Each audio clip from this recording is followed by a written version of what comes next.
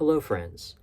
I wanted to discuss something that's kind of one of the main questions of philosophy, and I sort of have a philosophy channel here, and so it seems ridiculous not to give my opinion on this because I've thought about this quite a lot. So, free will, right? The argument against free will, the argument that we don't have free will, is called determinism. And it is an argument that I ascribe to. But my take is a lot more complicated than that. In general, there's really no arguments against determinism that make a whole lot of sense. When you consider causality, when you consider that everything in the world, every effect must have a cause, then it must be the case that everything happens in a specific determined way. And so, and people have known this for a while. You know, Spinoza knew about this, Hume knew about this, and this is a long time ago. So, Hume wasn't a straight up determinist. He kind of had some weird thoughts about it, but I digress.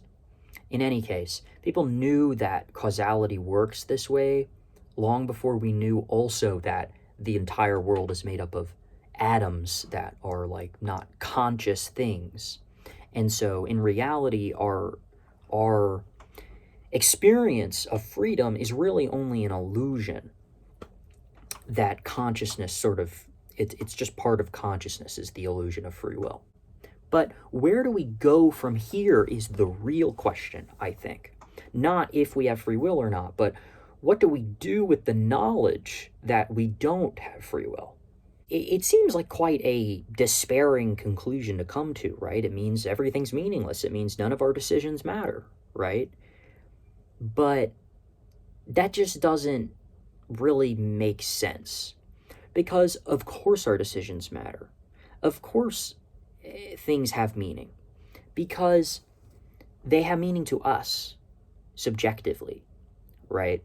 We've known also as philosophers, I mean, there's lots of debate about it, but lots of people have come to the conclusion, you know, there's lots of sort of nihilistic conclusions about human existence. We you know, I mean, God is dead, right? There is no such thing. We know that there is no meaning to the objective world. The objective world beyond us is truly nothing without our perception in a certain way. And so we have to view this in a way where I am characterized by my subjectiveness, by my subjective experience of the world, which is inherently uncertain. I don't know what's going to happen. And so to me, my experience of the world is one in which my decisions make an impact and the world could have been a different way because I can imagine that there are multiple possibilities. Within the objective, which is separated from the individual, everything is certain, right?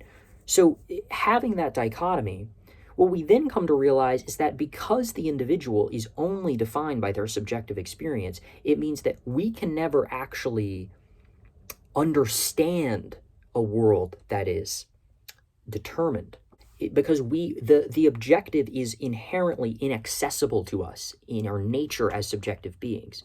Kierkegaard sort of gets into this, and I won't go fully into Kierkegaard's philosophy, but I am making essentially a Kierkegaardian argument in this video. So if you want to know more about this, read some Kierkegaard. In any case, the objective is inaccessible to us. And so we must inherently live our lives in uncertainty. And so trying to come to the conclusion that just because everything is determined, now our lives have no meaning, is silly. Because our lives will always have meaning as long as we live in uncertainty, as long as we live in subjectivity. But this also creates another problem. Because, okay, if our lives have to be uncertain all the time, then how are we going to have any peace of mind? Aren't we just going to be worrying all the time about what will happen? So now you have two problems, because if life is certainty, then everything's meaningless. But if life is uncertain, then everything is worrisome to us, right? So where do you strike this balance?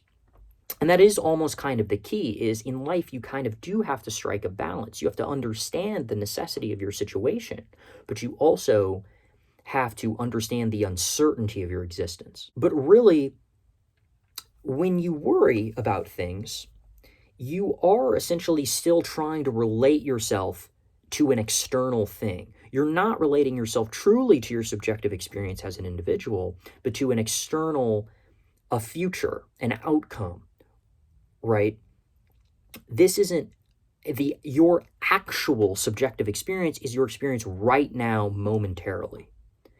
You do not exist in the future. You only ever exist in the present, right? So yes, life is characterized by uncertainty, but to worry constantly is to still separate ourselves from our actual subjective experience, which is an actuality.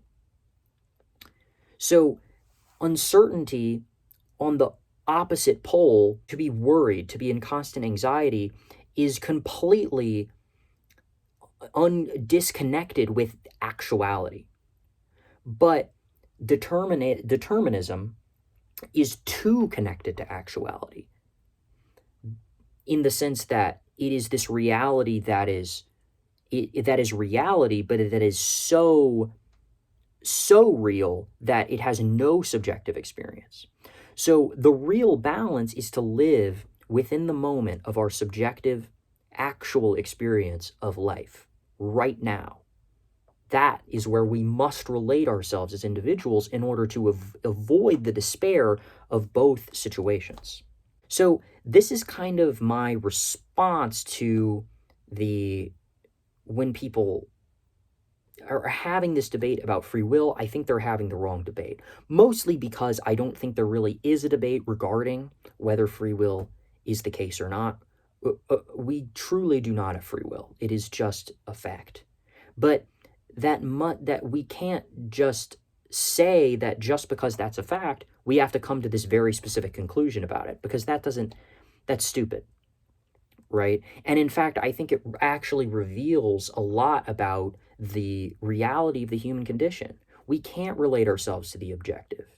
Trying to build the objective world around our subjective experience will obviously result in absurdities, like the assumption that we have free will. It doesn't make sense according to our knowledge of the world. And so we have to separate ourselves from the objective and accept our reality as subjective beings. And this is kind of the main thesis of existentialism, specifically the existentialism of Kierkegaard, but also of like Nietzsche. That's why I think existentialism is an extremely important philosophy, and why it has, out of any of the arguments around free will, I think existentialism has the most compelling answer. So that's pretty much what I wanted to put out there this video. And before I wrap things up, I kind of wanted to say that I'm sorry for not, I've intended to have more guitar in my videos, but I haven't been playing guitar as much. I want this to be kind of a philosophy and music channel, so I want to play some more guitar. I'm planning on recording some music soon, and so I might end up filming that process. That won't come for maybe a few more weeks or so. So for now, it's going to be mostly me talking and no guitar, but we're going to get some guitar for you guitar heads. For you people who are interested in my guitar more so than my philosophy, I'm going to give you some guitar. So, in any case, that'll wrap up this video. I'll see you in the next one.